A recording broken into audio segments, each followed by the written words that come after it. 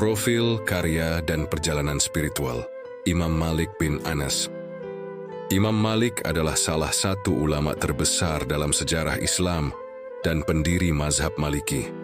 Beliau lahir di Madinah sekitar tahun 93 Hijriah atau 711 Masehi dan wafat tahun 179 Hijriah atau 779 Masehi.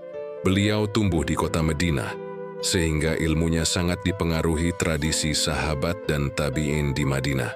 Karena itu, metode beliau sangat menjaga hadits Nabi dan praktik penduduk Madinah sebagai rujukan hukum.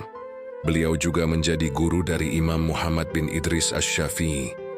Sehingga secara sanad ilmu, Imam Malik menjadi penghubung penting antara generasi ulama awal dan generasi setelahnya.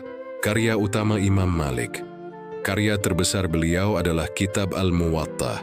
Kitab ini berisi hadits Nabi, fatwa sahabat, dan pendapat tabi'in. Al-Muwatta termasuk kitab hadits dan fiqih paling awal, yang disusun secara sistematis dalam sejarah Islam. Perjalanan spiritual Imam Malik.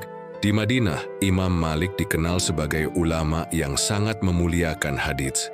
Bukan hanya secara ilmu, tetapi juga secara ruh. Bagi beliau, menyampaikan hadits adalah ibadah, karena beliau merasa sedang menyampaikan warisan kenabian. Dalam ilmu beliau sangat berhati-hati.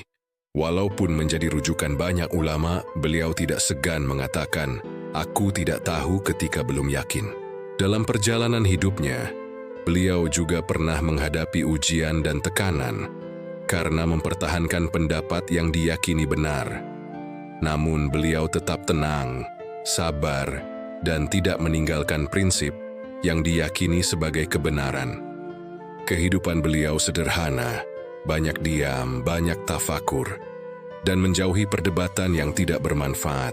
Fokus beliau adalah memperbaiki hati, memperdalam ilmu, dan mendidik murid dengan adab sebelum ilmu. Inti jalan rohani Imam Malik. Perjalanan beliau mengajarkan bahwa ilmu adalah amanah, bukan jalan mencari kedudukan, dan hubungan spiritual guru dan murid. Ketika Imam Syafi'i belajar kepada Imam Malik, beliau bukan hanya belajar fiqih, tetapi juga adab kepada ilmu, adab kepada hadits, adab kepada Allah. Karena itu, sanad ilmu bukan hanya transfer ilmu, tapi transfer cahaya akhlak dan ketakwaan. Semakin tinggi ilmu, semakin besar rasa takut kepada Allah. Subscribe and share. Semoga bermanfaat. Amin.